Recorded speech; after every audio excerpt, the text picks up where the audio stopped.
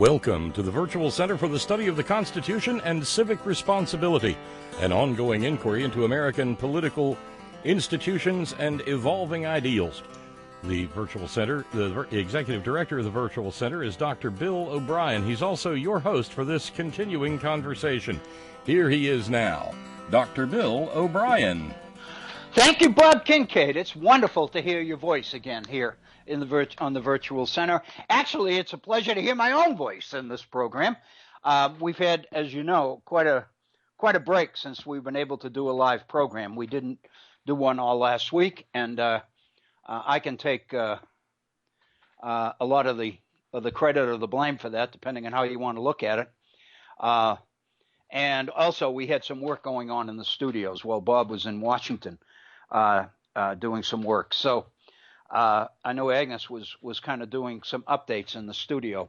And so we had a combination of reasons last week that we thought it was just preferable to forego live programs. But we're back now. And today is the 24th day of June. It is a Monday in the year 2019.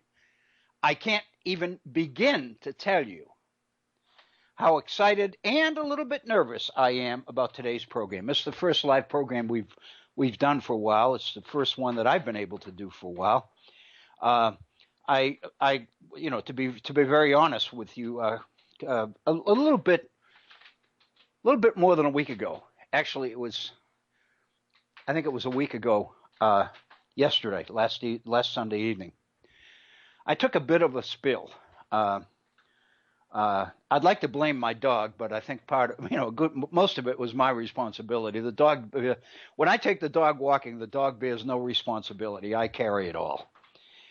So, but again, my initial reaction to the situation when I spoke to my wife about it was that the dog pulled me in a direction I didn't want to go. But the fact of the matter is, I was down and I did some serious damage to my back, and so that was really what precipitated the break in live programming for a while. I was in pretty much constant discomfort there for 4 or 5 days, and then we had the work beginning in the studio, and one thing, the combination of issues kind of led to the idea that this might be a good time to do some technical updates and all the rest of it. So we did that. And the fact of the matter is we're here now. We are back, and I am pleased to be back.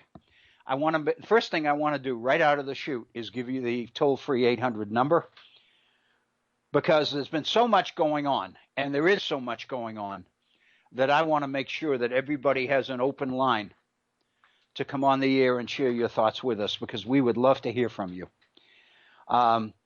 The toll-free number is 844-THE-HORN. If you are dialing from a landline, you have to have the 1, of course.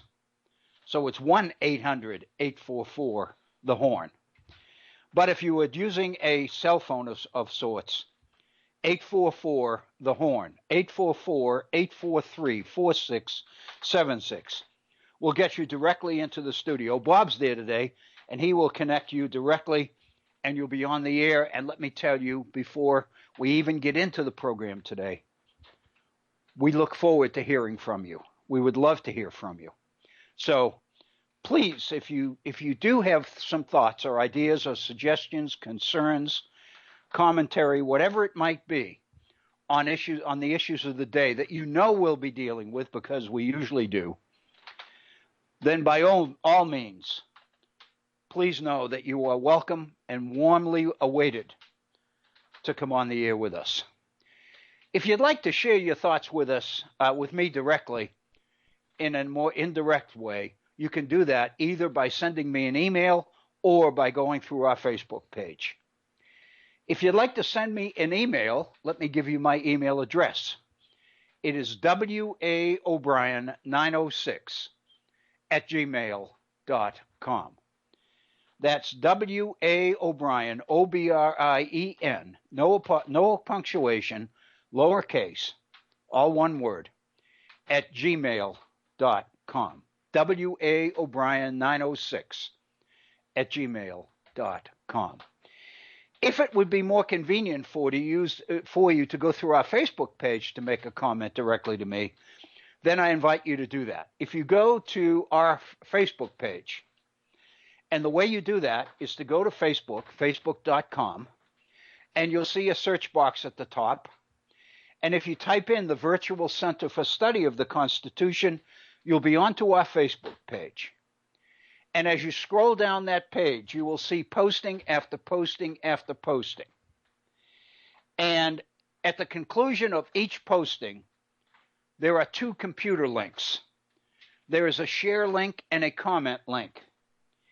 If you click on the share link, it distributes that particular posting to all the friends in your Facebook account.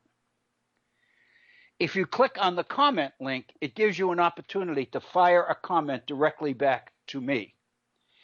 And it won't take long for me to respond to you, because my Facebook account will immediately alert me that there has been a comment to one of the postings, at which point Facebook will bring up the posting as well as your comment. In theory, of course, the comment that you make would be linked to the posting that you choose to use, but that's not necessarily necessary.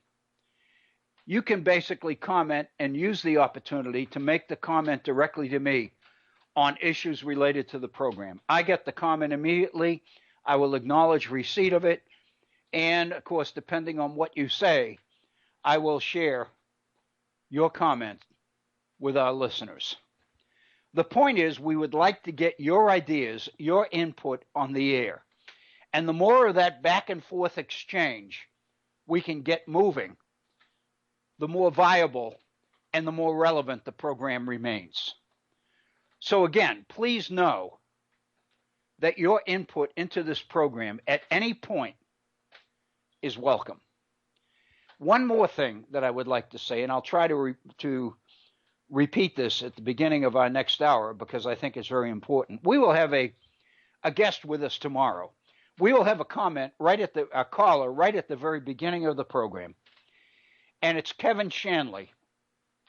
Kevin has been with us twice before, and I think all of us have been interested because Kevin is an expert on the Far East and on the diplomacy and politics going on, the international politics going on related to the Orient. He's a member of the Far East Society in New York City. In fact, last week he sat on a panel, and I believe the topic of that panel was Tiananmen Square and what the Chinese government is doing to eliminate or wipe out, erase the historical record of Tiananmen Square, which occurred in, as many of you will recall, in 1989, from the historical record. Kevin has shared with me the fact that over the years in his classes, he's had many international students from the Far East. And he comments that the number of students that have very little understanding or appreciation of the significance of what went on at Tiananmen Square is very significant because it's representative of a conscious Chinese effort to eliminate or whitewash that from the history that youngsters in China study. Kevin will be with us tomorrow. I think we've had a number of issues of late that I think are significant. And Kevin and I, through emails over the last few days, have shared a few of these. One of them is the Tiananmen Square situation, which I'm sure Kevin will get into with us tomorrow. The second one is the outbreak of popular demonstrations going on in Hong Kong because of a new policy adopted in Hong Kong, which gives the government permission to transfer those on trial for felonies, for criminal activity, transfer them to mainland China for trial. And there has been a humongous public outcry against that policy over the last couple of weeks, and Kevin will be commenting on that. He'll also be, again, reestablishing, reminding us about some of the ingredients of the long-term relationship between mainland China and Hong Kong, as well as the current relationship with Taiwan. And, he made the point last time he was with us, and I think he'll probably want to reiterate it tomorrow, that the situation between Hong Kong and Taiwan is very, very similar in their relationships to the government in mainland China. So what happens there obviously directly affects the world, including the United States. And then finally, we have the ongoing saga of the tariff wars between the Trump administration and China, and the fact that G7 meetings among the nation's major leaders is scheduled to take place next week in Japan. And at that meeting, President Trump has informed the media that he'll be meeting with President Putin and that he has a meeting scheduled with President Xi of China. And so I think whatever insight Kevin can give us on that upcoming meeting and the agenda and the significance of the agenda items would be particularly informative. So I've asked Kevin to come back. He couldn't last week because he was on this panel in this conference in Manhattan on Tiananmen Square in the Far East. But he did kind of commit to a program this week, and this weekend we confirmed tomorrow as the day. So Kevin Chandler will be with us from the very beginning of our first hour tomorrow, and we'll have him as long as need be in our program tomorrow. So I invite you to alert your friends, because this one promises to be extremely informative and important. So again, I'll try to remember to alert our audience at the beginning of our second hour of tomorrow's program as well. And so that's my major announcements. I'd like to make some comments. Of course, so much has happened since the last time since we last were doing live programs here at the Virtual Center. There are a couple of postings that I've put on Facebook during that period. I have hard copies of those, and I want to kind of update or share those with you. I don't know that they'll require a lot of time or attention.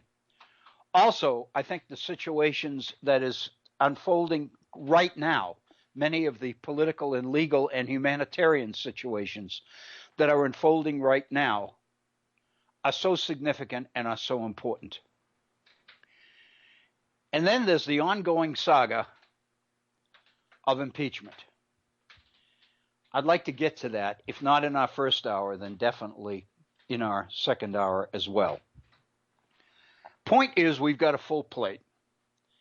And so with that, it seems to me we might as well get started. As President Trump declared a few weeks ago,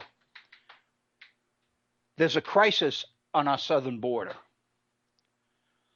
The president, I think, is in tune with reality when he says that, although he goes out of his way to redefine that emergency in a way which benefits his administration. The fact of the matter is there's a humanitarian crisis going on at the border. It's been going on for a long time. It continues to go on. It continues to get worse. And those who cross the borders looking for asylum, in many cases with children, are the victims. They've become political pawns in this political game that the president and his administration continues to play with the media and the American people. Over the last 24 hours, the humanitarian issue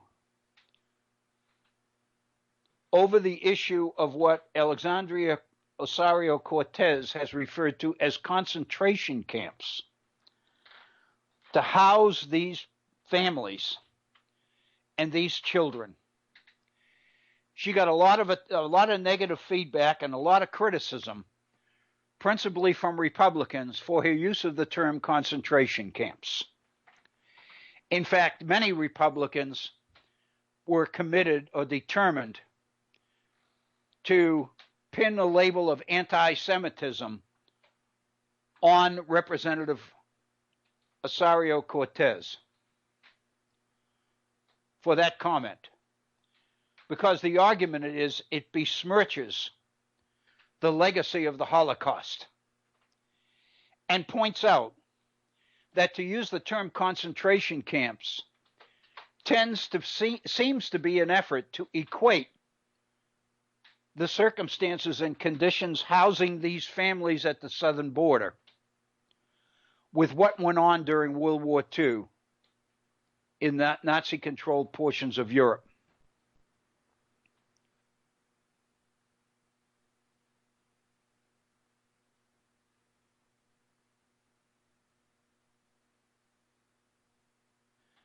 Are horrible, are abominable. And they continue to be justified by the administration, and the administration seems to be making every effort in the world to shift responsibility for what is going on at the southern border to Democrats and to Congress specifically. The issue of note over the last couple of days has been the issue of toothbrushes, toothpaste, and soap. Because reports have begun to appear in the media which suggest that many of these children who are being interred in these camps have not had the opportunity to bathe or brush their teeth for weeks. And the administration and defenders of the administration have taken the opportunity to blame the victims for this by suggesting that anybody that's going to be going into a different location for any period of time knows that they need to come equipped with a toothbrush, toothpaste, and soap. So the implication is that the lack of these vital necessities amongst these children is somehow the responsibility of the victims, not the perpetrators of this humanitarian crime. And this morning I heard the vice president himself making the point. Everybody knows you carry a toothbrush and toothpaste and soap with you. So why are we getting the blame for this? If there's any blame or any need, then it's on Congress, because Congress needs to appropriate funds to cover this kind of a humanitarian crisis, not acknowledging the fact that we're the ones, because of this policy, that created the crisis and are continuing to create the crisis. And on top of this, the president has been threatening over the last several days a sweep by border agents, by ICE, in some of America's major cities, the roundup and deportation of what the president initially said were millions of illegal aliens to be deported from this country. And with this particular sweep, so-called, was to begin yesterday, Sunday. At the last moment, going into the weekend, the president suspended the action and basically threw the ball into the Democrats' court and said basically, I'm suspending this action for 2 weeks in order to give Congress the opportunity to pass meaningful immigration legislation. the arrest and deportation of illegal aliens has not been suspended. It is merely interrupted. It is on hold. And if the Democrats fail to act in the next 2 weeks, then that program will begin as promised. This clearly is using these victims as pawns in a political power game between the president and Congress. And it clearly is an effort to place the responsibility for the horrendous conditions that these people are being forced to live in on Democrats. Couple all of this with the increasing crisis with Iran. And what that means is, as everybody knows, over this weekend, military conflict with Iran came very, very close. In fact, the reports on Saturday were that American military forces had been given the go-ahead by the president. And it was a matter of minutes before planned attacks on key facilities in Iran were to take place. When at the last minute, the president asked his advisors about the human costs of such a military action. Translation, if we go through with these strikes, what is it going to cost in human casualties? And according to the story coming out of the White House, the president's staff said that they needed time to answer that question. They needed to go back to the military planners, people at the Pentagon. And in not too much time at all, the response came back that these military strikes, as they were planned, would lead to 150 casualties. At which point, according to the president's explanation, as he shared with us in an interview with Chuck Todd this past Friday, which was repeated in full on yesterday's Meet the Press, the president said he weighed the options along with the likely outcome in human costs. And his point was that it came down to the Iranian downing of an unmanned drone versus 150 casualties. And the president said he didn't think that that balance was justified. It was not proportionate. And so consequently, he issued the order to the military to stand down on the impending attacks on Iranian targets. Much of the controversy, much of the political conversation over the weekend, the last half of the weekend especially, has focused around this decision and this situation. And a number of people who have been long-term critics of Donald Trump have made the statement that this was one of the few times that they agreed with President Trump on a decision that he made. An extremely articulate case for that was made yesterday by Maureen Dowd in Sunday's New York Times. She opened her article by claiming that this is a statement she'd never thought she'd make in writing.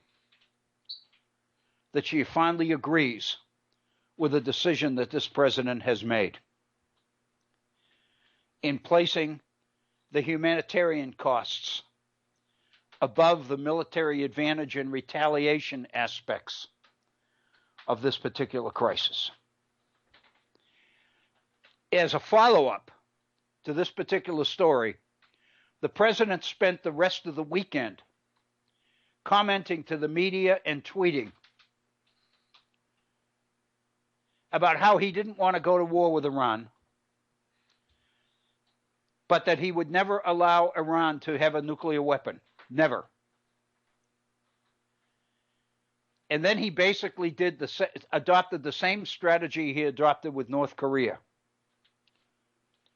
talking about the legacy of Iran and its people, talking about the potential for economic strength and economic viability in Iran, that Iran could have one of the most vibrant and beautiful economies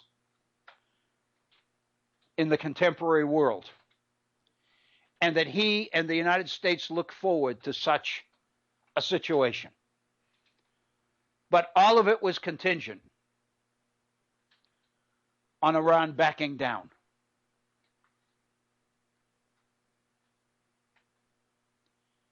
In a sense,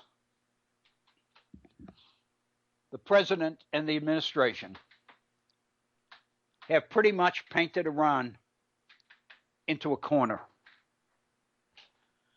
I'm not a diplomat. I've never been trained in diplomacy. I've taken courses in international relations and diplomacy, but I've never actually been involved in it, in the development of policy.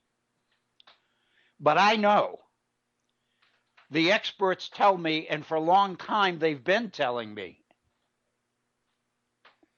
that when you are negotiating on the international stage, and when you are moving towards a situation that promises the likelihood of military confrontation, the only way to avoid it is to guarantee that each side has an off-ramp. Each side has an opportunity to come out of this looking good and reputable if the end game is the avoidance of military confrontation. Donald Trump and the Trump administration,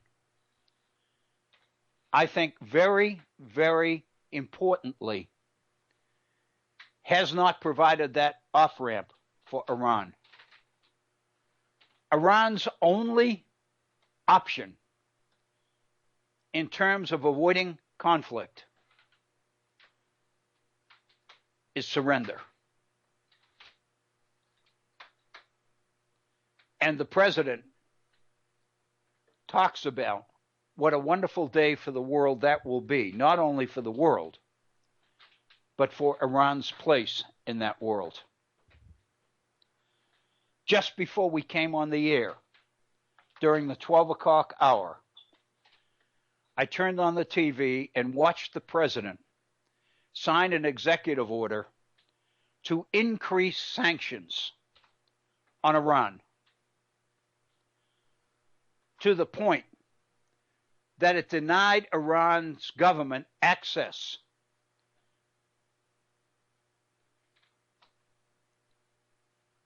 to international finances.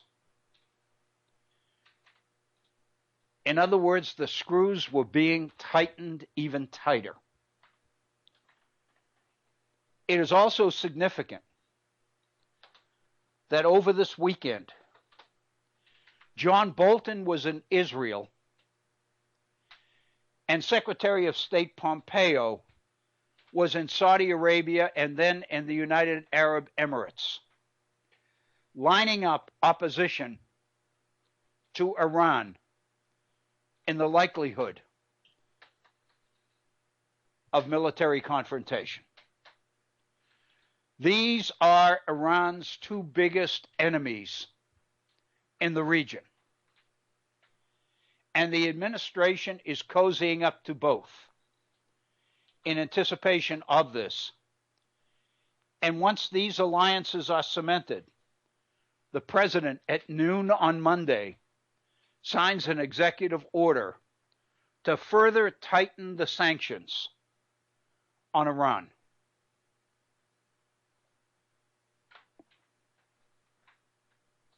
I'm not one that's into predicting the future. But it seems to me that the likelihood of military confrontation in this situation has been increased incredibly, exponentially. There seems to be little way out of the situation that has been created by the administration. The president seems to conclude that abject surrender is a viable negotiation option for a modern, proud nation and its people. That's not true. It's never been true. And over the years, diplomats, Republican and Democrat alike, have increasingly acknowledged the fact and reinforced the principle that the way you avoid military confrontation on the international stage is by providing each side with a face-saving option to give in, but at the same time appear to be giving in for an option that looks as good or better. None of that has been offered to Iran. This is a setup,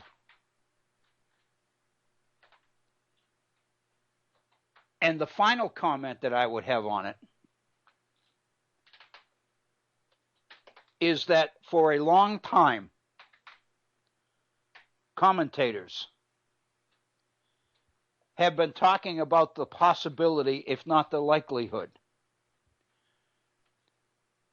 that if push came to shove and the situation was becoming too tense and too threatening to this administration and to this president,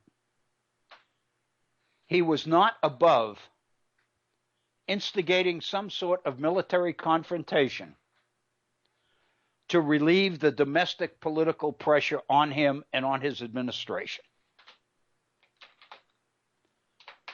In a sense, how do you indict, how do you impeach a president who was leading the nation in the midst of a war?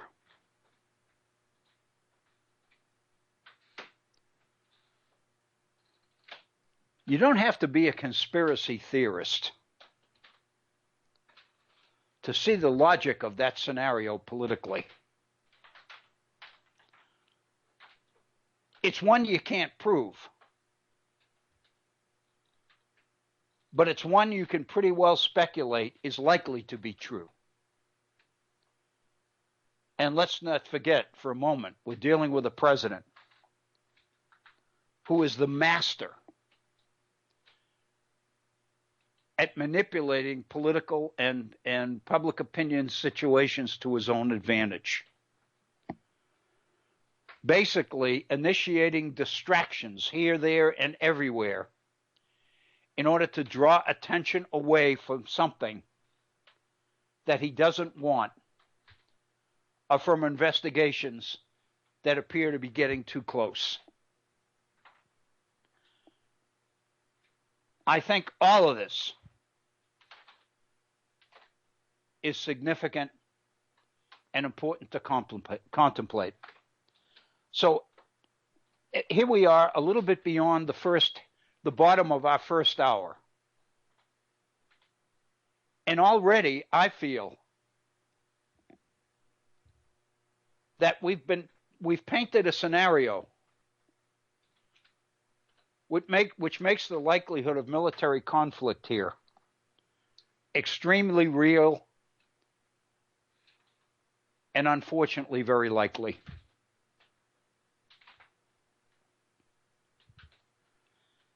It's important to know that many of the advisors, many of the people directly involved in giving advice to the president and his administration on this particular situation are the very same people that went along with the trumped-up charges in 2002, 2003 against Saddam Hussein, and were very careful to try to make the point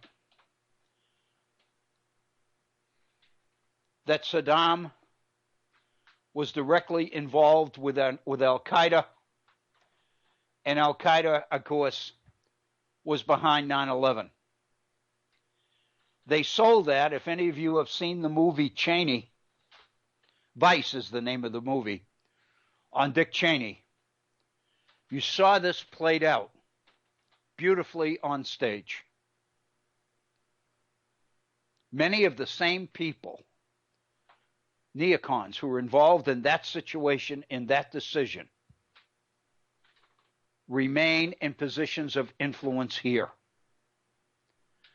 And once again, they seem to be pushing the nation into a military confrontation that promises the danger of another endless war in the Middle East. And the reality is that war with Iran is far different than what was the war with Iraq.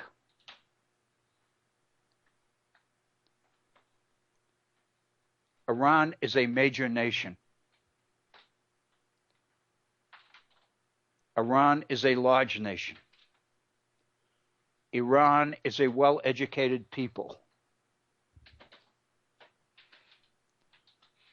This is a very, very dangerous situation. I mentioned at the beginning of the hour that there were a couple of postings that I put on Facebook recently, in spite of the fact we weren't doing programs. I wanted to touch on them because they're the most recent postings on our Facebook page, if for no other reason. One of them is related to Mitch McConnell. More specifically to Mitch McConnell's wife, Elaine Chao, who's Secretary of Transportation in the Trump administration. And I believe the most recent one was a short posting that I put on Facebook several days ago on the issue of health care. So let me take the second first. I felt that the situation was absurd. What prompted my reaction was the interview that President Trump had granted to George Stephanopoulos of ABC News last week.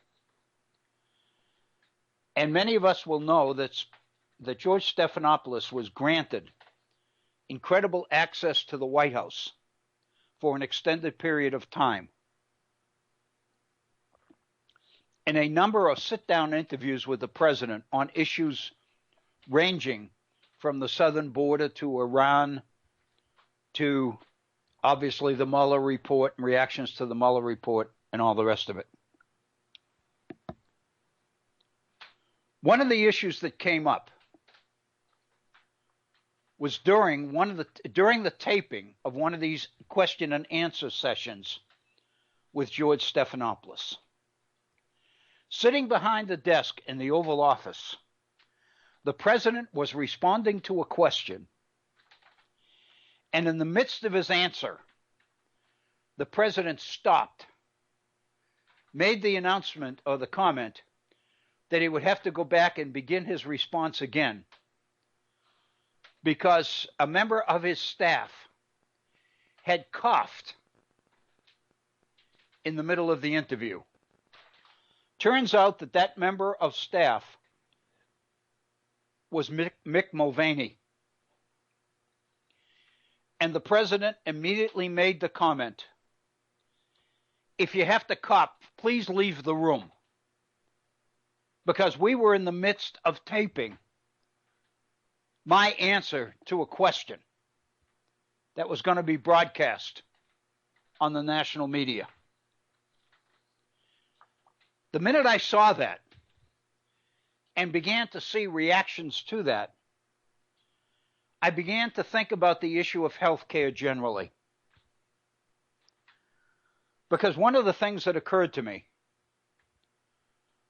was that many Democrats are convinced that more than anything else, the issue that got them reelected in last November's midterm elections and gave Democrats a 40-seat majority in the House of Representatives was the issue of health care on the local level and the potential threat that the president and his Republican Party supporters brought to the table on health care, pre-existing conditions, and all the rest.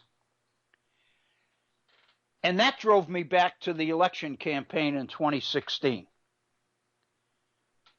Many of us will remember that during that campaign, candidate Trump was focusing on health care.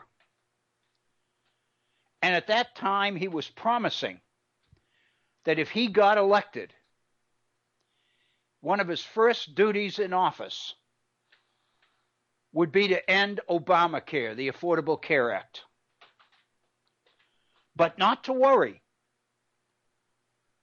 because in its place, the Republicans were prepared to introduce health care legislation,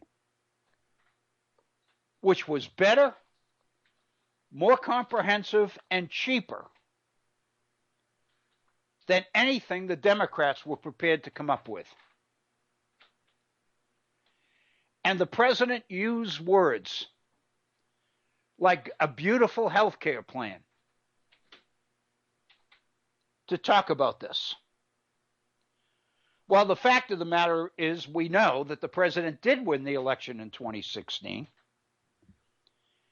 And we also have realized that the Republicans had no such health care plan.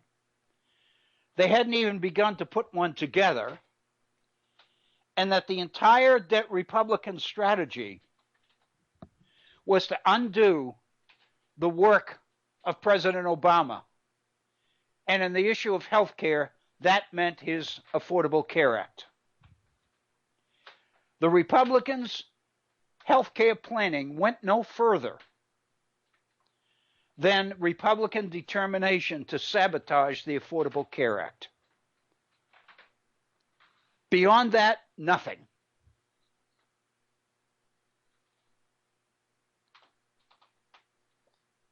And then my mind came back to Mick Mulvaney's cough during the taping of the president's answer to a question from George Stephanopoulos in the Oval Office. And the president's response that if you have to cough, leave the room. And all I could think of is that hardly gives me the kind of positive vibes around health care that any of us can expect from this president. He's a clean freak, a neat freak, a germaphobe. He has a reputation for being such. By definition, by implication, health care implies sick people. It's very obvious. It has been very obvious for a long time. And it became very clear during the situation with Mick Mulvaney's infamous cough that this president doesn't want to be around sick people or bad health at all. He's the last person that Americans concerned about their health care can trust with that issue. Pre-existing conditions, forget it. And that's the reason that I put this posting on Facebook. And my opening sentence was, the absurdity of it all. It's ironic. I found it ironic that even though I didn't believe that this posting was one of the more significant I had ever put on Facebook, it garnered the most attention. I got a number of responses and comments on that particular posting, and I continue to get them. It was a week ago, more than a week ago, that I put that on Facebook, and I'm still getting comments from people who are just reading it for the first time, or who maybe went back and read it for the second time and have chosen to respond to it. I wanted to share that with you on the program today, especially since we've not been together for so long. The second posting that I put on Facebook related to Mitch McConnell and Mitch McConnell's determination to bottle up legislation coming from the House of Representatives. And in the background has been the constant, repetitious repeat coming from the mouth of the president about the fact that these Democrats are doing nothing. They've been elected to legislate, but they are not legislating. All they're doing is concentrating on bringing down my presidency. All they're focusing on are issues related to impeachment and issues related to obstruction and collusion. And then the president goes back to the familiar refrain: no collusion, no obstruction of justice, I'm clean, let's move on, the Mueller report is out, the die is cast, let's move on. And that's exactly what Mitch McConnell said on the floor of the United States Senate. The fact of the matter is that as of last week, the new Democratic majority in the House had moved 157 pieces of legislation that it passed to the Senate. And Majority Leader Mitch McConnell refuses to let any of it come to the floor. So if there's no legislation coming out of this Congress, it's not because the Democrats in the House are not passing it. It's because the Republican-controlled Senate will not even conduct hearings on it.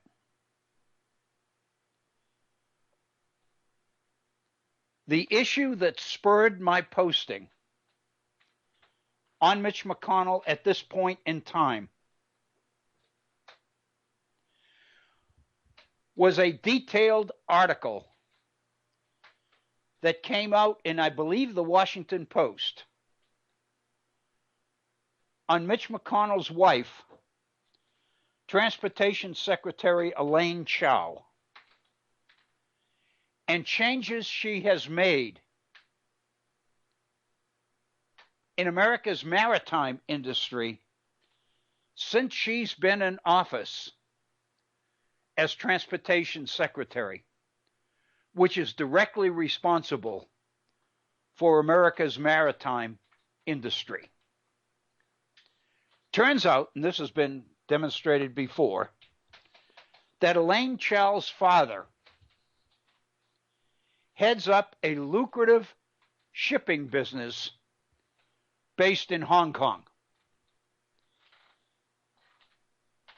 And her father, over the years, has established a very positive working relationship with the Chinese government in Beijing.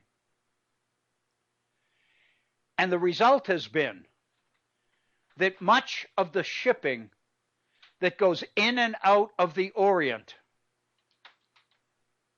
has been on ships owned and controlled by the Chao maritime business.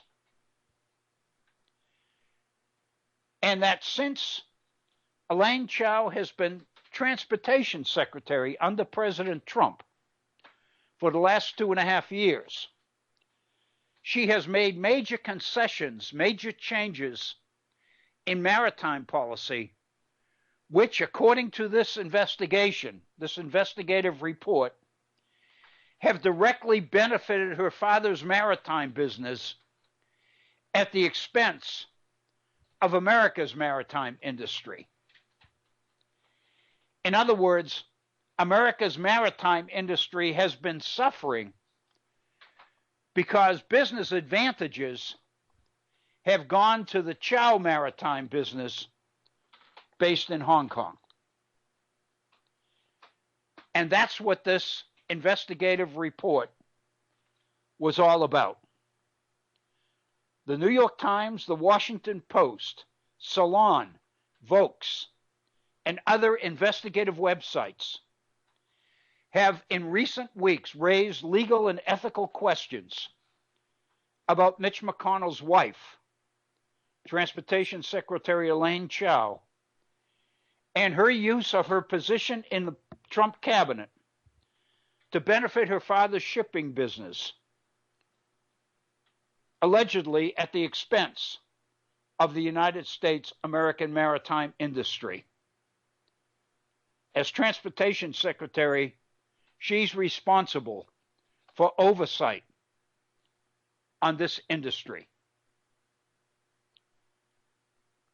I summarized some of the conclusions I read in these reports.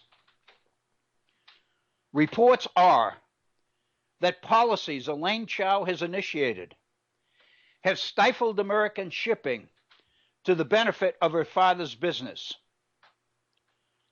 A few weeks back, the New York Times published an expose on the millions of dollars that her father's business has funneled into McConnell's election coffers as head of the Republican Senate majority and as senator from the state of Kentucky. Mitch McConnell personally, according to these reports, has reaped millions of dollars in campaign donations over the years, while the re-election campaigns of Republican allies in the Senate have over the years received tens of millions of dollars in Chow contributions, political contributions. The relationship between Elaine Chow's father's Hong Kong-based shipping business and the Chinese government during that period has become closer and closer. When you begin to put all of this together, you begin to see the makings of an inordinate foreign influence in America's elections coming not from Russia directly, but from the Far East. Legislation that would make all of that illegal would hurt McConnell and hurt Republicans in their re-election efforts.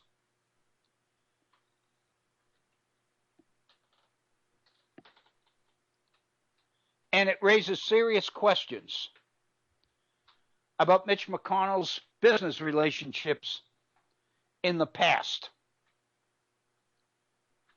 What we are left to consider, I said in this posting, is that Donald Trump's questionable behavior with the Russians prior to and during the 2016 election campaign, which was covered in detail in Volume 1 of the Mueller report, might actually pale in comparison to what McConnell's and Chow's behavior has reaped over a number of recent years. And then there's the emoluments clause in the Constitution. There are, in effect, two emoluments clauses in the Constitution. One that pertains directly to the president, The other that pertains to other members of the American government. In other words, underlings to the president, which would include Elaine Chao. And what these emoluments clauses do is make it a violation of the Constitution for an elected office holder or a representative of the American government to accept emoluments, gifts, anything of benefit from a foreign power. It's been clear in these studies of Mitch McConnell and his wife's behavior vis-a-vis their family's business in the Far East have raised serious questions. One of the numbers I've seen over the years is something in the neighborhood of $78 million in election contributions that have come through McConnell to other Republicans seeking to keep their seats, or to Mitch McConnell's own electioneering in the state of Kentucky. McConnell has been bottling up legislation, bipartisan legislation, which came from the House, which would make it illegal for either party to accept contributions from a foreign power for election purposes. Based on the Mueller report, this legislation says that both parties must commit to accept no aid, no information, no gossip, no emails, nothing from a foreign power in upcoming elections. What the legislation would do, pure and simple, is end all possibility of foreign interference in our elections, no matter for whom that interference was designed to benefit. Mitch McConnell refuses to let that legislation come to the floor of the United States Senate. It seemed to me that these particular exposés on the Chao business interests, their relationship with the government in Beijing, and their connection with Elaine Chao's control over America's maritime industry, and the opportunities available to her to grant maritime advantages to her father's business and the ships he owns, seem to constitute the kind of foreign interference which would violate the emoluments clause of the Constitution and would become illegal should Congress pass and the President sign legislation making any or all of this illegal. President Trump last week, as we know, made the comment in his conversation with George Stephanopoulos that if a foreign power, not necessarily Russia, but China, North Korea, or anybody else, came up with information that might benefit him in his re-election efforts for 2020, he would look at it. He would use it if it would benefit him. And the question came up, would you contact the FBI as the law stipulates? And at first, the president said no, he wouldn't. And I can remember verbatim the statement he made. You get a piece of information on your election opponent, and the first thing you do is pick up the phone and call the FBI? Not in this life, the president said. The world doesn't operate that way. And then he said, over the years, I've come into contact with a lot of information in a lot of different situations, political, business, and otherwise. And not once have I thought about contacting the FBI. So his answer to the question put to him by George Stephanopoulos is, if I got access to such information, I'd look at it, and if it was beneficial to me in my campaign, I'd use it. If it seemed to be detrimental to the country, he said later on as he tried to backtrack a little bit on the answer he made, then if it looked like it was a threat to the nation, then yeah, at that point I probably would contact the FBI. The legislation that moved through Congress was in large part response to that interview that the president gave to George Stephanopoulos. Congress contemplated legislation which would resolve the controversy once and for all, that would basically send the message to the president or anybody else that was running for office that no, under the Constitution, you can't accept any of it. And if anybody contacts you with information like that, your first reaction must be to contact the FBI, because this represents foreign interference in our elections. Mitch McConnell is blocking that legislation on the floor of the United States Senate. We've gone about a minute and a half or so beyond the top of the hour. And so we're going to pause now for a 5-minute break. I know Bob has queued up some music as he usually does for us, for those who want to stay with us during that 5 minutes. But it gives us an opportunity to get up and move around, get a cold drink or whatever. In my case, it's whatever. And then in 5 minutes, we'll be right back with our second hour. I hope you'll stay with us. We'll be right back. Thank you.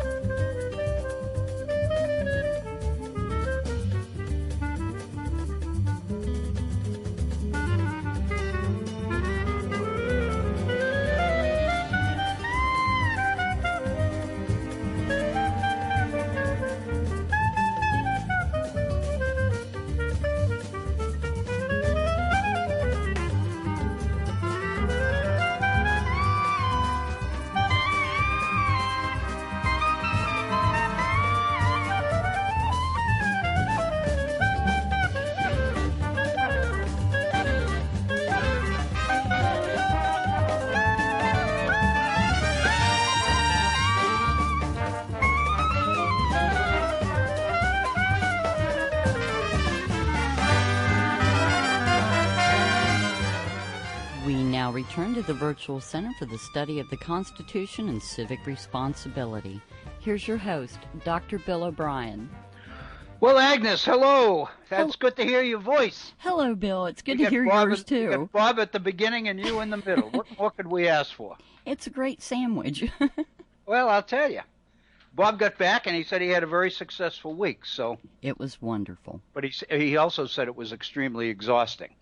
Yes, and of course he'd already been running anyway, so yeah. But the irony is that it's exhausting for a good reason, because he's got a much more receptive audience in Washington now than he had before. Yes, so that makes the exhaustion worthwhile, a little bit worthwhile anyway. That's true. Progress, I hope that you were able to make some of the changes in the studio that you wanted to make last week. I got started and got everything updated and ready to go and was working on the studio, and it rained. It rained and it rained.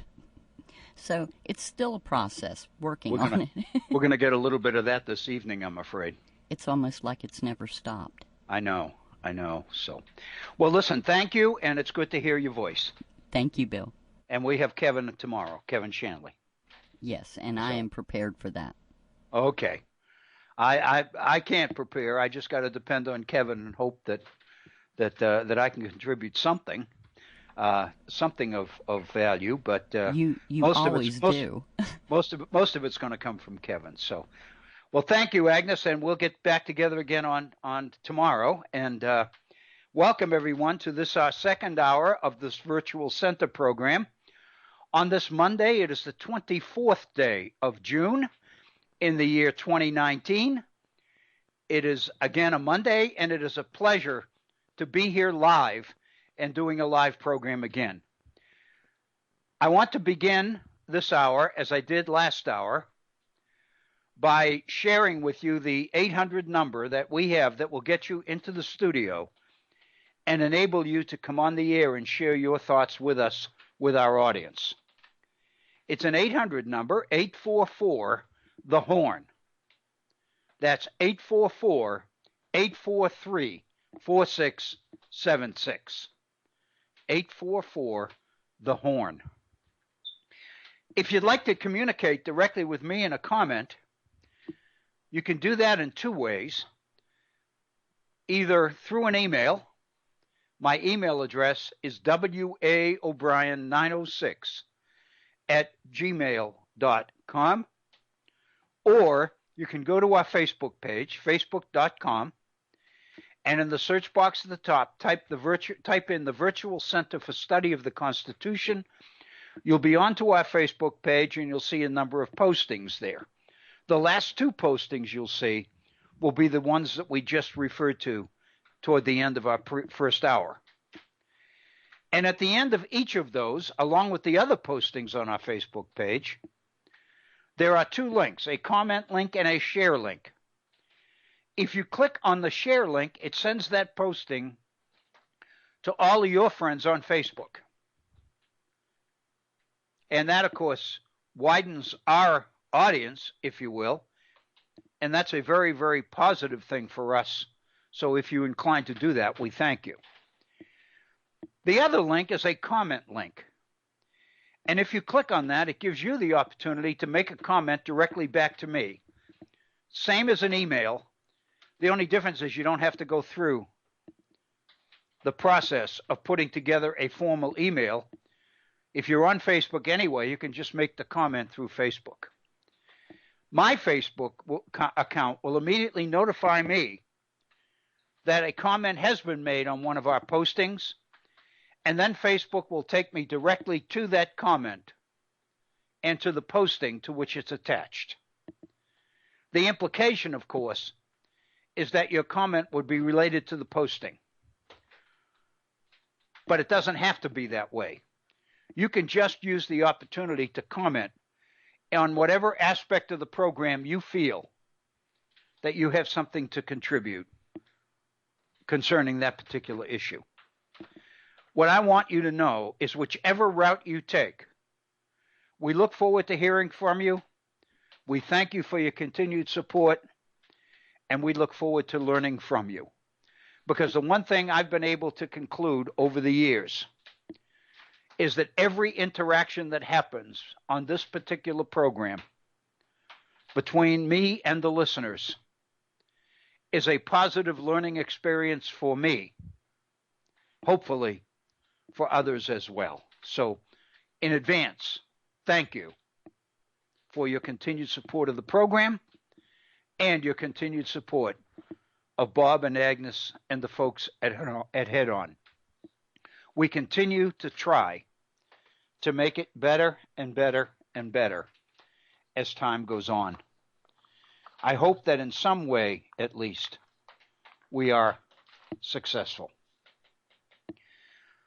Before I get into that, I want to remind everybody, I mentioned it to Agnes, but for those of us who may be just joining us and weren't with us the first hour, tomorrow's program is going to be devoted exclusively to a call from Kevin Shanley. Our topic is going to be the Far East. Kevin has been on with us a couple of times before. The response to Kevin's appearances have been stellar. I remember specifically hearing from Horst in Taiwan after Kevin's first appearance on this program. And when I asked if if Horst was aware of that appearance, he replied that he had listened to the 2 hours more than a couple of times and found them extremely informative and extremely interesting. I don't expect that we'll find anything less from Kevin's appearance tomorrow. So right at the beginning of our first hour, Kevin will be calling in. We'll try to take a break in the middle of the program to give him a break, as well as the listeners a break. And then we'll bring Kevin back into the second hour, and he'll be with us for as long as it takes him to cover the material and the information that he has lined up to cover. So I'm looking forward to it. Agnes made the comment that she is as well. I invite you to join us for tomorrow's program. You might want to alert your friends, because this is information that we're not going to find in one place easily. It'll be available to you in one place on tomorrow's program. And then you will have access to the archives of that program for as many times after that as you want to revisit it. So that's tomorrow's program, 1 to 3, here on the virtual Center for the Study of the Constitution and Civic Responsibility, Kevin Shanley. I'm looking forward to it. I invite you to join us. There are 2 topics that I'd like to address in our second hour on this Monday. One of them deals with the Supreme Court. The other deals with the issue of impeachment. And I think I'd like to deal with the first issue first. I might say that in coming programs, we're going to be coming back to the Supreme Court, because I don't know how many people realize this, but the court's 2018-19 session is due to end with the end of the month of June. In other words, this week, which means that a number of Supreme Court decisions on critical issues can be expected in the next 4 or 5 days. I anticipate that in our programs next week, even though the court session will have been concluded, we'll have some things to say about what's happened in the Supreme Court this last week. But I mention this because I think all of us need to keep an eye peeled and an ear turned to what's going on at the Supreme Court this week, because there are some monumental decisions on the table ready for a final decision. One of them is the issue that I'd like to deal with at the beginning of this second hour today. And it is the addition of a citizenship question on the 2020 census. I know that a number of us have heard about this issue, but I'm not sure that all of us appreciate the significance of this issue and the fact that this is written into the Constitution of the United States. This isn't something that's been added over the years for convenience or for the benefit of the political system or anything else. This is an issue that the founders chose to include in the Constitution from the get-go. And that is the requirement that every 10 years there will be a national census taken in order to keep up with the anticipated growth of the American population, as well as the degree to which this population may have moved or shifted during the intervening 10-year period between one census and the other.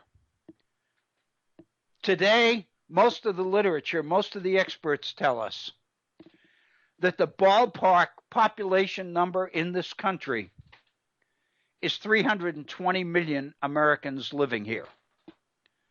And we know, given what's going on the southern border, that that number promises to change and change substantially. But the fact of the matter is the ballpark is 320 million people. The reason that Congress wrote the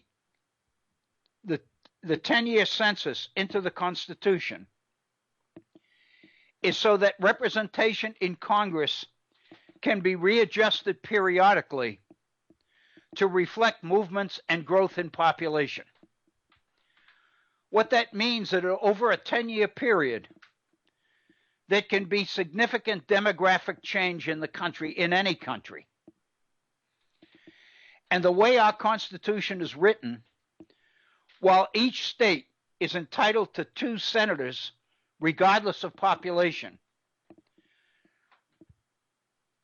the membership in the House of Representatives, which is fixed at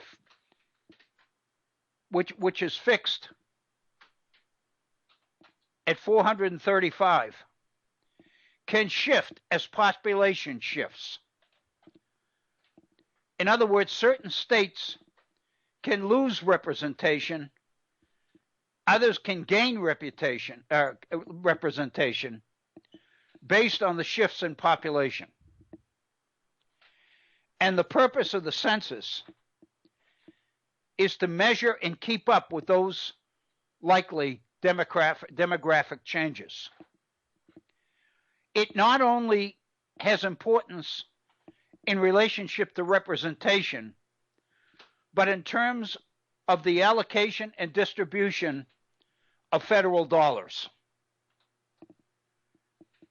The decisions being made in Washington to funnel significant federal funds into the higher need population areas, whatever they may be for whatever reason, whether it's disasters, whether related to weather, climate, or whatever,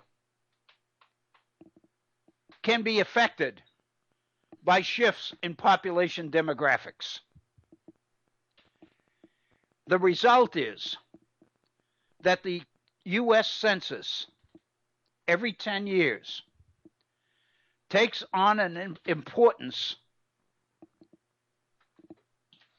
independent of everything else during that period.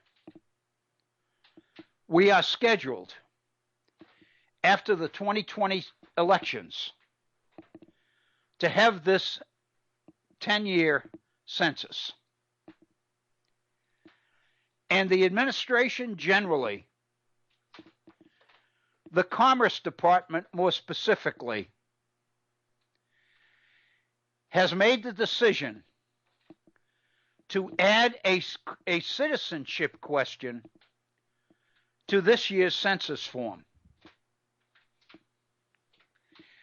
And given the movement of aliens, illegals on the border, given the number of immigrants who have come into this country legally and illegally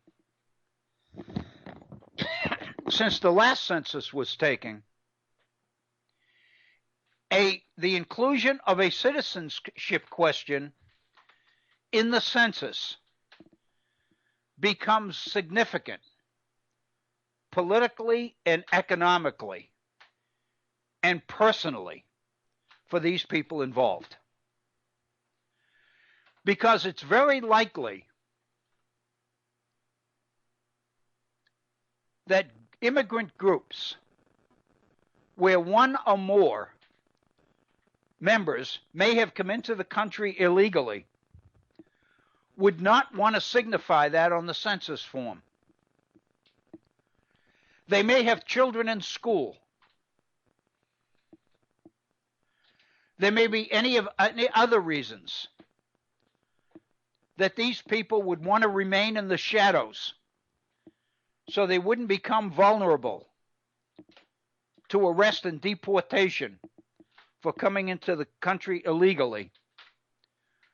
What that means is that if there were a citizenship question on the census, it is likely that large numbers of people would be hesitant to complete the census, or specifically to answer that question. Chances are they might not submit the census at all. And what that would mean is that the final population count in the census would be inaccurate. The total population would be depressed because large numbers of people in certain areas would not respond to the census if that question is on there. And this is the political volatility part of this. It is easy to anticipate where these issues would be most important. In other words, if we know that large numbers of people in a particular area are going to be hesitant to answer the census, we already know where those areas are. We can anticipate which areas of the national population are likely to be undercounted should this citizenship question appear on the census survey. And if you think about it, these are areas which tend to be heavily Democratic. These are states and areas within states that tend to be blue rather than red. In fact, the more rural states in the Union, the states which have traditionally voted red in elections, the states responsible for the election of Donald Trump as President of the United States in the Electoral College, more likely than not, have not changed materially. Because most of these immigrants who would be coming into the country illegally and would not want to self-identify would not be locating in traditionally red states, but would be going to large urban areas which are in predominantly blue states. Because the populations would be large and diverse, and it would be much easier to remain in the shadows and not be identified. The result would be that these areas would be undercounted in the census, to the point that they might cost these particular states representatives in Congress And beyond that, significant federal dollars in financial distribution and grant money and all the rest of it. So that's the background of this issue. It's incredibly important. It's very relevant. It's especially relevant now because the Supreme Court is poised to render its decision on that issue. The hearings before the Supreme Court took place weeks ago. The court is poised to render its decision. And there is extreme optimism among Republicans within the Trump administration that the conservative shift in balance in this more conservative court, with the addition of Neil Gorsuch and Brett Kavanaugh, is liable to push this decision into a conservative 5-4 majority in favor of the question, which would have political advantages to Republicans. That's the issue. That's the circumstance.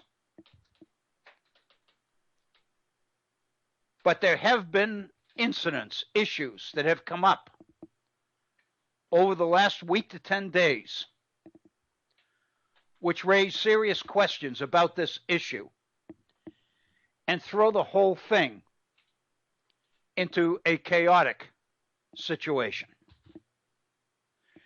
Because when the Commerce Department proposed the addition of the citizenship question on the census, it was justified by the Commerce Department as necessary in order to accurately implement and enforce the Voting Rights Act.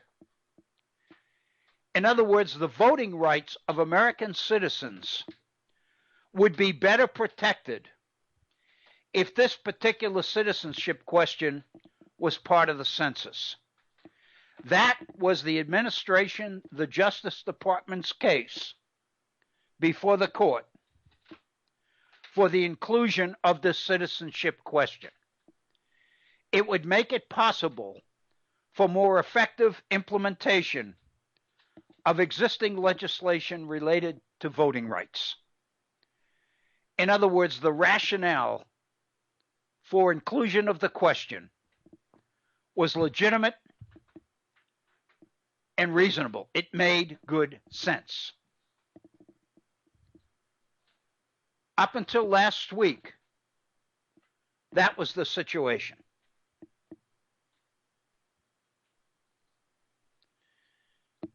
And then everything changed.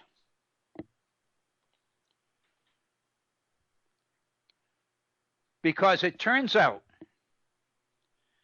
that this particular recommendation of a political strategy for justifying the inclusion of the citizenship question came from an expert named Thomas Hoffeller, whose role as advisor to the Trump administration was responsible for the Voting Rights Act rationalization for the addition of the question. Last week, Thomas Hoffeller died. And after his death, documents surfaced from his files indicating that this Voting Rights Act justification for the inclusion of a citizenship question was fraudulent. It was a ruse. It was never the intent or the purpose of the question at all. It was the excuse that they believed the administration could use to get a positive decision on inclusion of the citizenship question. Thomas Hoffeller wrote in 2015 a study stating that his scheme to use voting age citizens for redistricting rather than total population would require a radical redrawing of legislative districts and, quote, would be advantageous to Republicans and non-Hispanic whites, unquote.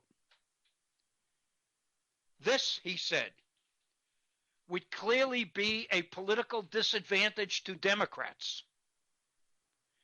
because it would pack Democratic voters into fewer districts and strengthen adjoining GOP districts, unquote.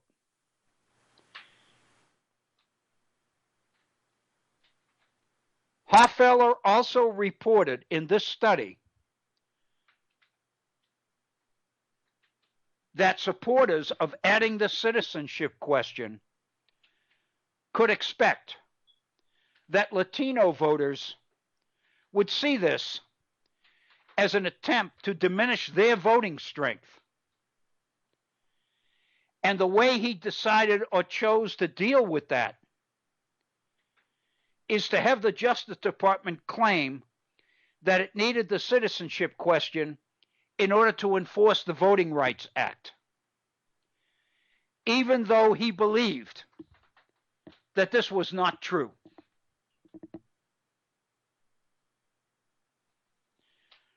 The president's top lawyer, Solicitor General Noel Francisco, told the Supreme Court in April that voting rights enforcement was the principal benefit of the proposed change. Hoffeller's documents tell us that that was totally false. It was a lie. The principal benefit, it became clear, was to increase white power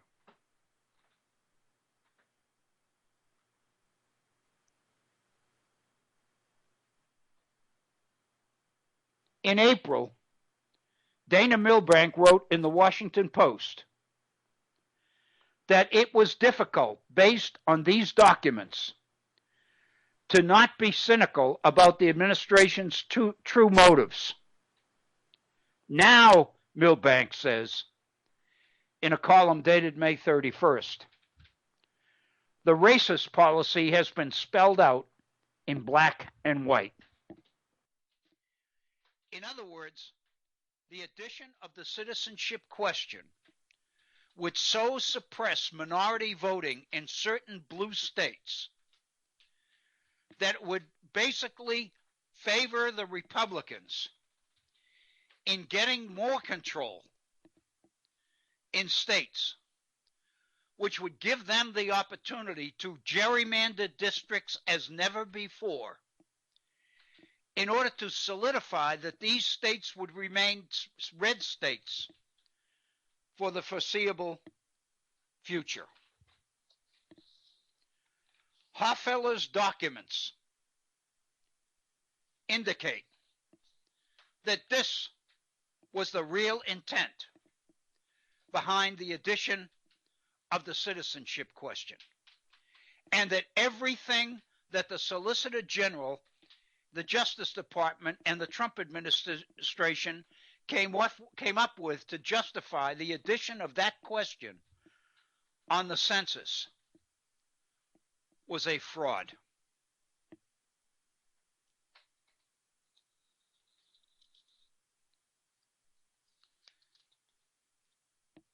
And there's no question, if we think back to the president's comments on the issue of race, his statement during the campaign that Mexico was allowing criminals and rapists and drug dealers to come across the border in this illegal immigration. The president's paltry response to the hurricane in Puerto Rico, in which the president claimed that tens of millions of dollars in American aid had gone to the relief of Puerto Rico, when in fact nothing even close to that happened.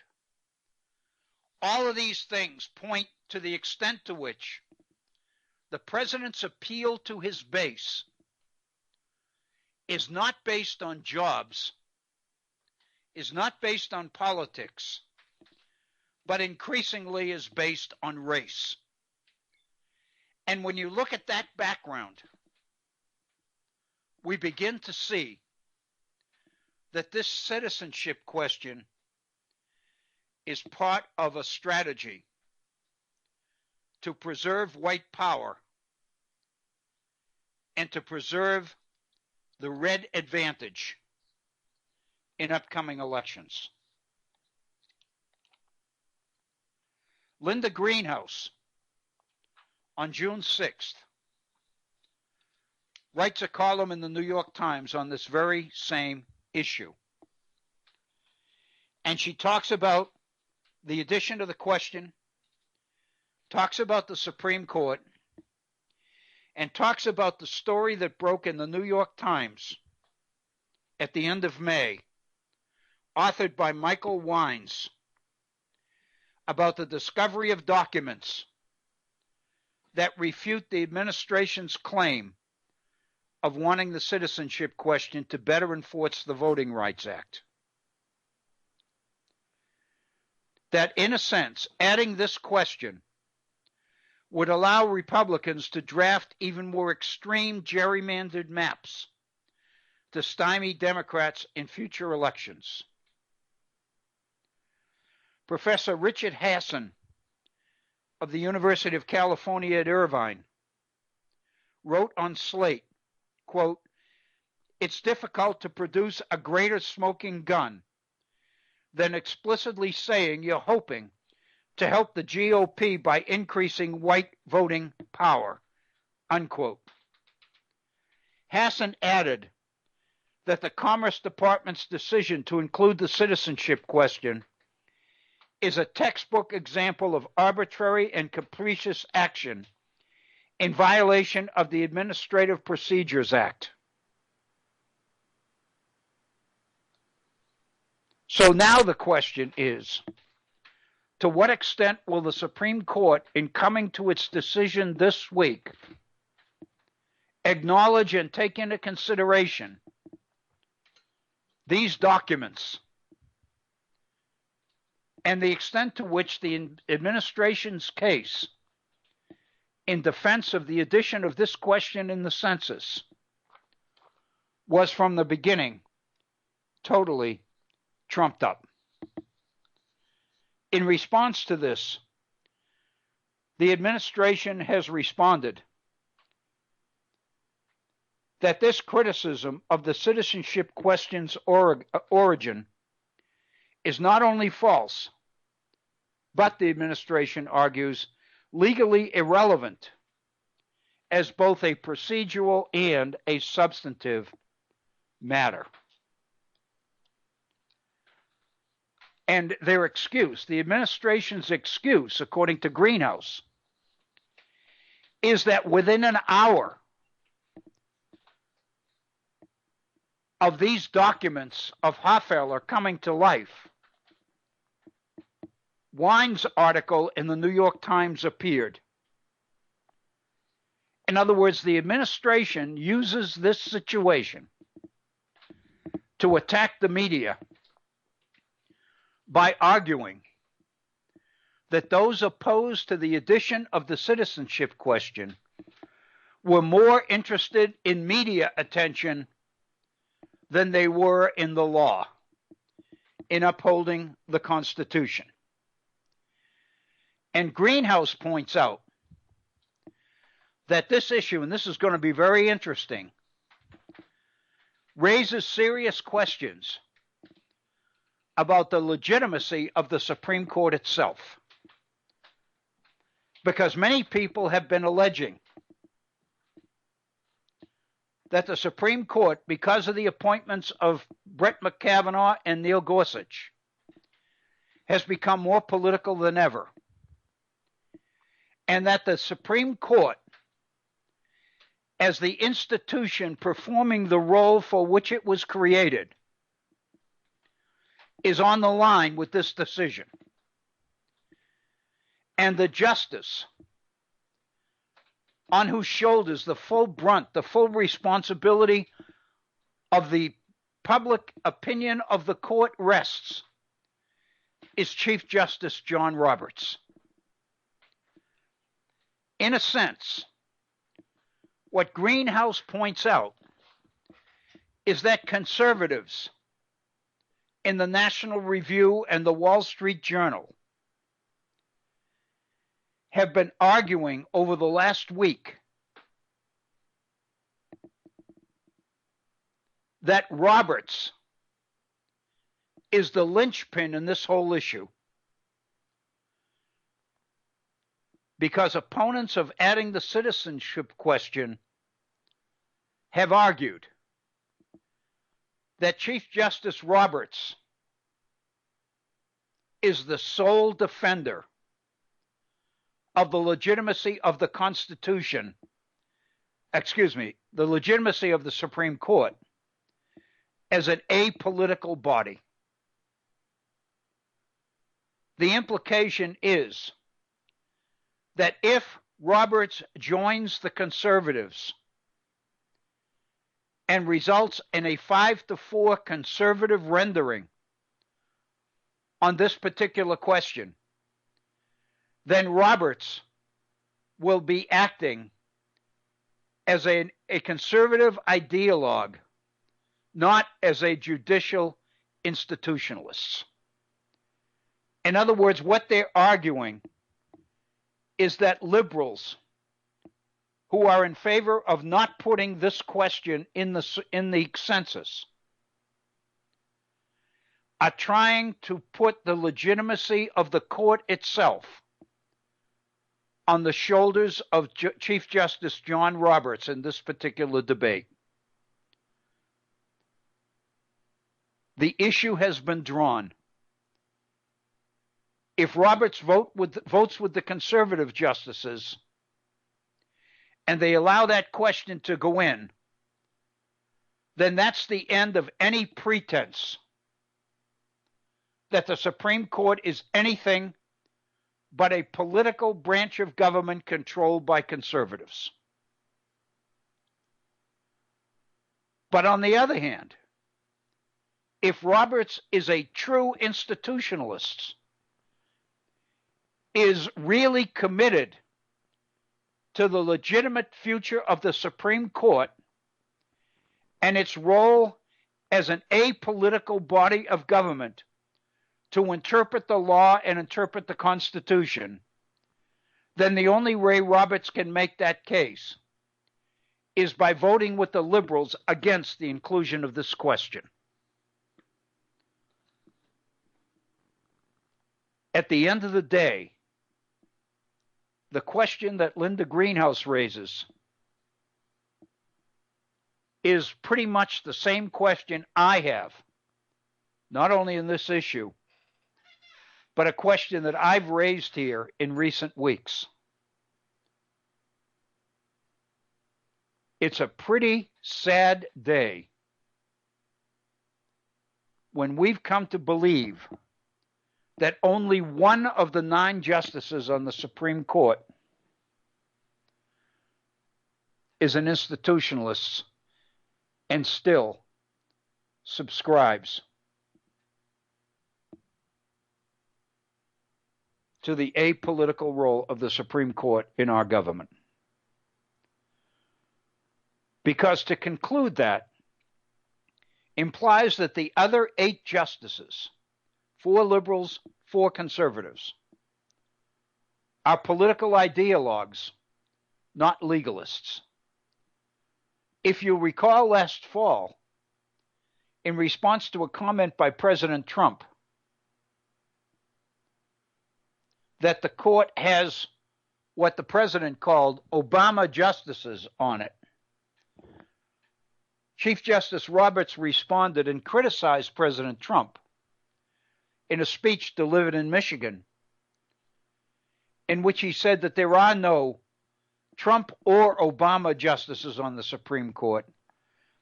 There are 9 committed professional jurists struggling mighty to do their jobs as apolitical interpreters of the law of the Constitution of the United States. But despite Roberts' claim that all the justices of the Supreme Court are institutionalists, not political operatives in favor of one side or the other, this case seems to bring that whole issue down on the shoulders of the Chief Justice. This, of course, happened in large part because of the retirement of Justice Stevens last year and his replacement by Brett Kavanaugh. That kind of made John Roberts the focus. Whichever way Roberts went, that was going to determine the decision on particular cases. And now this citizenship question has come down to that particular issue. And all eyes are going to be on Chief Justice John Roberts, because the media has directed public attention on the person and the vote of John Roberts in this particular case as being a significant indicator of whether the court has become a political body and ceased to function in the ways that the founders intended it to function when the Constitution was written, or whether in fact the Supreme Court remains an apolitical institution which operates according to its charge in the Constitution of interpreting the law irrespective of one's political preference or ideology. That's the issue. The reason I wanted to spend time on this program, especially since we haven't done a program live for some time, is because this particular week is the end of the 1819 Supreme Court session, which means that in the next 3 or 4 days, the Supreme Court is likely to be coming up with major decisions on major issues. And this is one. And there's somewhat of an urgency associated with it, because based on the result, final copies of the 2020 census will have to be put together in preparation for distribution. So the issue is not one that you can put on the back burner and hold forever and ever and ever. It seems to be very timely. So again, the question is going to be whether the court takes into consideration the clarifying of these particular documents associated with the administration's fraudulent presentation of the issues on the addition of this question being made in the presentation to the Supreme Court. I think all of this will be decided this week. And that's the reason I wanted to raise this particular issue.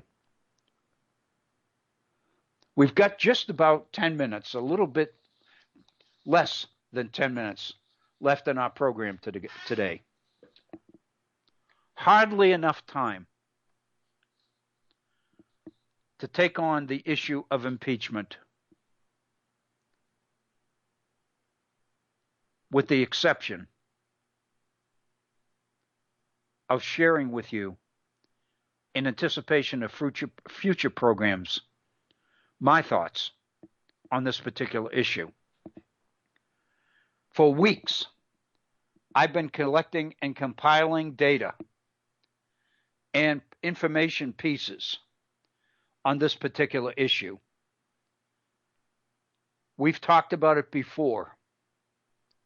Nancy Pelosi's decision to try to keep impeachment from becoming the focus of this legislative session, hoping that Democrats will be able to focus on the issues that got them elected. Nancy Pelosi has consistently focused on data and surveys which indicate that the majority of the American people are against impeachment, and it would be a terrible mistake for Democrats to use their control of the House to basically ram impeachment to the front of the legislative agenda at the expense of issues like health care, which she argues are the reason that Democrats were able to win the 40-seat majority in last fall's midterm elections. So basically, we've heard the arguments that we need to push impeachment, irrespective of whether it's politically wise or not, because that's Congress's or the House's responsibility. House members in favor of impeachment have clearly said that they feel they were elected to take on this president and to give a real legal airing to some of the allegations which have been made clear in the Mueller report. That Mueller has provided a roadmap to impeachment for the House. He's laid out evidences of obstruction of justice in a number of different cases that could be made about this president. He's raised serious questions about criminal activity on the part of this president, and included in the final report the statement that if his team could legitimately say that there was insufficient evidence to accuse the president of obstruction of justice, then the report would have said that. But the Mueller report goes on to say that such evidence is not there. In other words, we would have exonerated the president if we could have. But there wasn't sufficient evidence to justify the exoneration of this president of obstruction of justice, which is a crime. The implication then is that the grounds for impeachment are already there, and that Nancy Pelosi's argument that we need to get more evidence and collect more facts and continue to conduct the investigations at the same time that we do our legislative duty in a number of other areas is the best way to go. We've been wrestling with that on this program for weeks. Individuals in our audience, and I include myself in this, all those people who are involved and who care about these particular issues have been weighing the pros and cons of impeachment since last fall's elections gave a 40-seat majority to the Democrats in the House. And one of the most daunting arguments against the launching of an impeachment inquiry is Mitch McConnell's control of the Senate majority in the hands of Republicans, and the degree to which these Republican senators have become so malleable, so compliant to Mitch McConnell's dictates and leadership. Republicans have made it very clear that if impeachment legislation comes to the Senate from the House, Republicans are prepared to dismiss it in short order. It has also been stated many ways and in different venues that it's clear that Democrats hope that if they conduct an impeachment investigation, these hearings and the investigation will be held in public. The whole nation will be tuned into the hearings. Consequently, all the evidence contained in the Mueller report, which the vast majority of Americans have not and will not read, will be laid out in spades for the American people.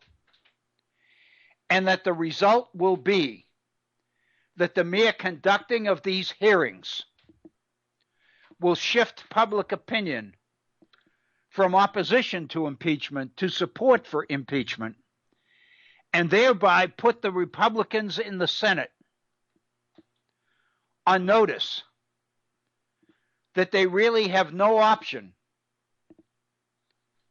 but to listen attentively and to fulfill their constitutional responsibilities as senators, to weigh the evidence collected by the House on impeachment and render the appropriate decision on whether the evidence presented justifies impeachment. That seems to be the background. That seems to be the context, the situation in which this entire impeachment question is set to play out. With just 2 minutes left in our program today, let me draw my own conclusions on this particular issue. First, I remind you that this is obviously the makings of a coming program. I anticipate that this will be the issue of record in Wednesday's program. But I also remind you that tomorrow, Kevin Shanley will be our guest for the entire 2 hours. And so we will be devoting tomorrow's program to Kevin Shanley and information on the Far East. I anticipate that Wednesday's program will be devoted largely to the issue of impeachment, plus reaction to Kevin's Tuesday appearance as well. But I made clear a couple of weeks ago, and I want to reinforce now, that my conclusion is that there is no option, that impeachment must begin and must begin now. And if I had any doubts, last week's scenario of subpoena after subpoena being ignored by the administration and by the White House and the Justice Department, and the appearance specifically of Hope Hicks before the House Judiciary Committee, accompanied by 5 attorneys from the Justice Department who objected to questions being asked by members of the panel 155 times. In other words, 155 questions that members of the House asked Hope Hicks. The response was given by one of these attorneys who screamed, "Objection, objection, objection." She doesn't have to answer that. She doesn't have to talk about this. She doesn't have to account for that. I made up my mind last week that Hope Hicks should have been escorted from that chamber in chains, in handcuffs. My conclusion, impeachment has to happen, and it has to happen now. And people who refuse to appear when called or subpoenaed must be arrested. That's it. We've come down to hardball. Anything less makes the whole process meaningless. We've gone a minute over, and I apologize for that. You've been listening to the Virtual Center for Study of the Constitution and Civic Responsibility. We'll be back tomorrow at 1 o'clock with Kevin Shanley. I hope you have a wonderful rest of this Monday. Enjoy, be kind to each other, and thank you.